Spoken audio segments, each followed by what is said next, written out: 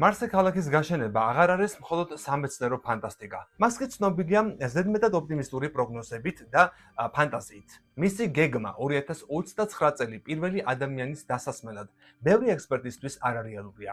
უფრო 2030-იანი წლების ბოლოს ვარაუდობენ. მარსზე პირდაპირ ვერ გავფრინდებით.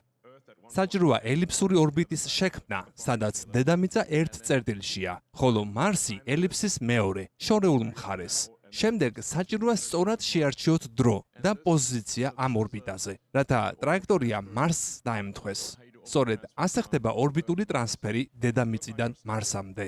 ეს არის ჩვენი სავარაუდო გეგმა. დაახლოებით ყოველ 2 წელიწადში ერთხელ კვეთრად გაიზრდება იმ ხომალდების რაოდენობა, რომლებიც მარსისკენ გაემართება. საბოლოოდ მიზანია, რომ თითო მარსულ შეხვედრაზე დაახლოებით 1000 ან 2000 ხომალდი გავუშვათ.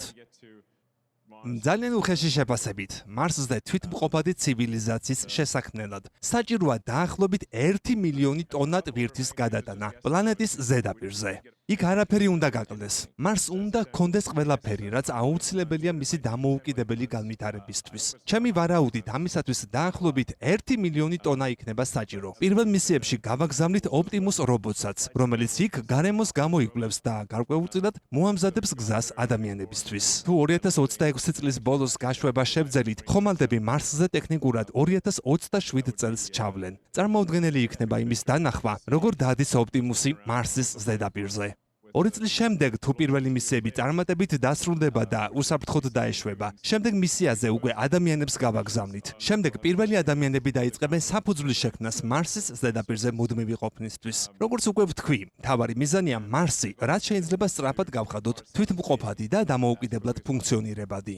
ადამიანებს მოუწევთ სპეციალური მარსის სკაფანდრებით გადაადგილება. საწყის ეტაპზე ისინი ალბათ იცხოვრებენ დიდ, შუშის გუმბათების მსგავს კონსტრუქციებში. მარსზე ბევრი კოსმოდრომი იქნება, რადგან იქ მუდმივად ვერ იფრენ და უნდა გამოიყენო კონკრეტული გაშვების ფანჯრები.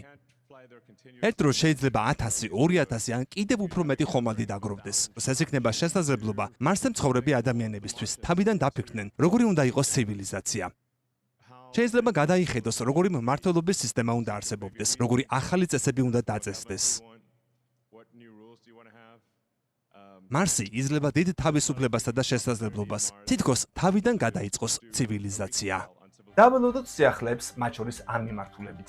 დამიკომენტარე და მოიწონე ეს ვიდეო და გამოიწერე კოდის YouTube არხი. მადლობა მხარდაჭერისთვის. გამოიწერე კოდის YouTube არხი. ნახე უამრავი საინტერესო ვიდეო სხვადასხვა თემაზე.